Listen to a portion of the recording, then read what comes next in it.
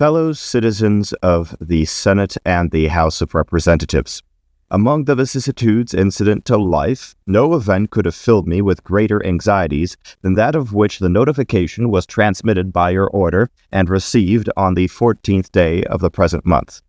On the one hand, I was summoned by my country, whose voice I can never hear but with veneration and love, from a retreat which I had chosen with the fondest predilection, and, in my flattering hopes, with an immutable decision, as the asylum of my declining years, a retreat which was rendered every day more necessary, as well as more dear to me, by the addition of habit to inclination, and of frequent interruptions in my health to the gradual waste committed on it by time. On the other hand, the magnitude and difficulty of the trust to which the voice of my country called me, being sufficient to awaken in the wisest and most experienced of her citizens a distrustful scrutiny into his qualifications, could not but overwhelm with despondence one who, inheriting inferior endowments from nature and unpracticed in the duties of civil administration, ought to be peculiarly conscious of his own deficiencies.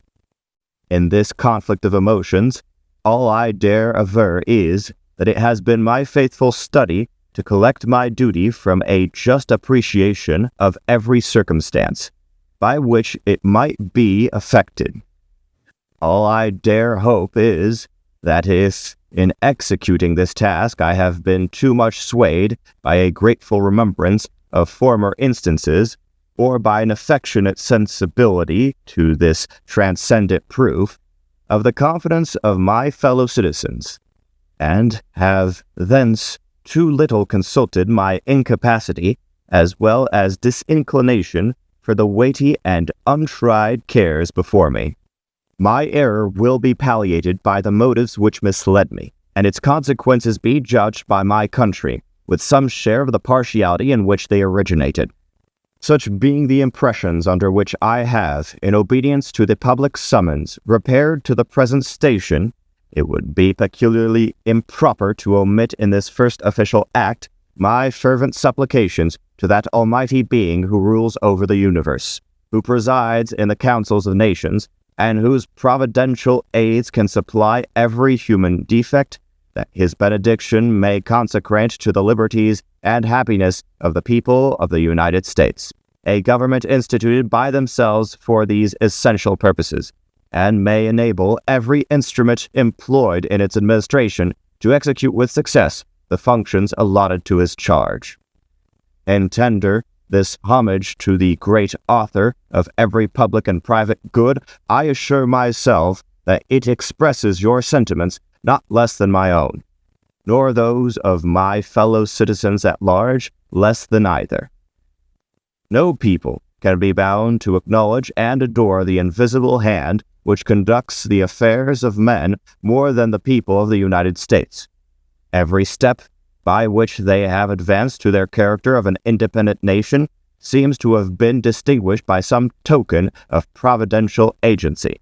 And in the important revolution just accomplished in the system of their united government, the tranquil deliberations and voluntary consent of so many distinct communities, from which the event has resulted, cannot be compared with the means by which most governments have been established, without some return of pious gratitude, along with a humble anticipation of the future blessings which the past seems to presage. These reflections, arising out of the present crisis, have forced themselves too strongly on my mind to be suppressed. You will join with me, I trust, in thinking that there are none under the influence of which the proceedings of a new and free government can more auspiciously commence. By the article establishing the executive department, it is made the duty of the President to recommend to your consideration such measures as he shall judge necessary and expedient.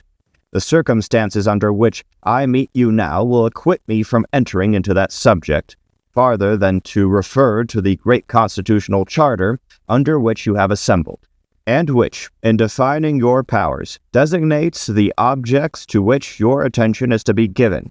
It will be more consistent with those circumstances, and far more congenial with the feelings that actuate me, to substitute, in place of a recommendation of the particular measures, the tribute that is due to the talents, the rectitude, and the patriotism which adorn the characters selected to devise and adopt them. In these honorable qualifications, I behold the surest pledges that as on one side, no local prejudices, no attachments, no separate views, nor party animosities will misdirect the comprehensive and equal eye which ought to watch over this great assemblage of communities and interests. So, on another, that the foundations of our national policy will be laid in the pure and immutable principles of private morality,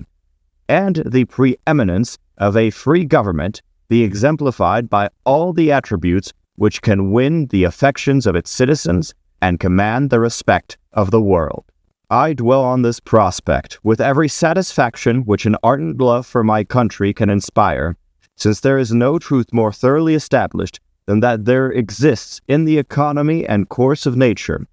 an indissoluble union between virtue and happiness, between duty and advantage, between the genuine maxims of an honest and magnanimous policy and the solid rewards of public prosperity and felicity, since we ought to be no less persuaded that the propitious smiles of heaven can never be expected on a nation that disregards the eternal rules of order and right, which heaven itself has ordained,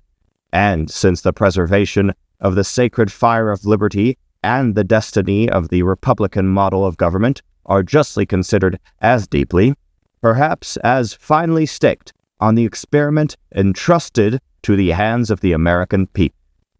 That ordinary object submitted to your care, it will remain with your judgment to decide how far an exercise of the occasional power delegated by the 5th article of the Constitution is rendered expedient at the present juncture by the nature of objections which have been urged against the system, or by the degree of inquietude which has given birth to them. Instead of undertaking particular recommendations on this subject, in which I could be guided by no lights derived from official opportunities, I shall again give way to my entire confidence in your discernment and pursuit of the public good. For I assure myself that whilst you carefully avoid every alteration which might endanger the benefits of a united and effective government, or which ought to await the future lessons of experience, a reverence for the characteristic rights of freemen, and a regard for the public harmony,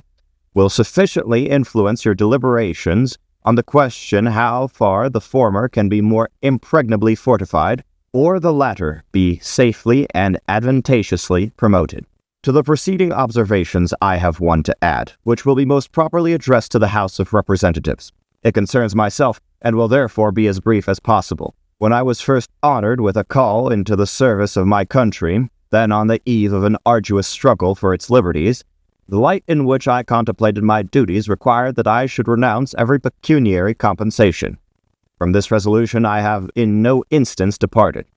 and being still under the impressions which produced it, I must decline as inapplicable to myself any share in the personal emoluments which may be indispensably included in a permanent provision for the executive department, and must accordingly pray that the pecuniary estimates for the station in which I am placed may, during my continuance in it, be limited to such actual expenses as the public good may be thought to require. Having thus imparted to you my sentiments as they have been awakened by the occasion which brings us together, I shall take my present leave, but not without resorting once more to the benign parent of the human race, in humble supplication that since he has been pleased to favor the American people with opportunities for deliberating in perfect tranquility, and dispositions for deciding with unparalleled unanimity on a form of government, for the security of their union and the advancement of their happiness, so his divine blessing may be equally conspicuous in the enlarged views, the temperate consultations, and the wise measurements on which the success of this government must depend.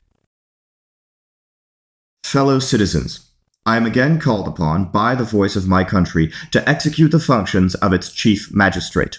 When the occasion proper for it shall arrive, I shall endeavor to express the high sense I entertain of this distinguished honor, and of the confidence which has been reposed in me by the people of United America. Previous to the execution of any official act of the President, the Constitution requires an oath of office. This oath I am now about to take, and in your presence, that if it shall be found during my administration of the government I have in any instance violated willingly or knowingly the injunctions therefor, I may, besides incurring constitutional punishment, be subject to the upbraidings of all who are now witnesses of the present solemn ceremony.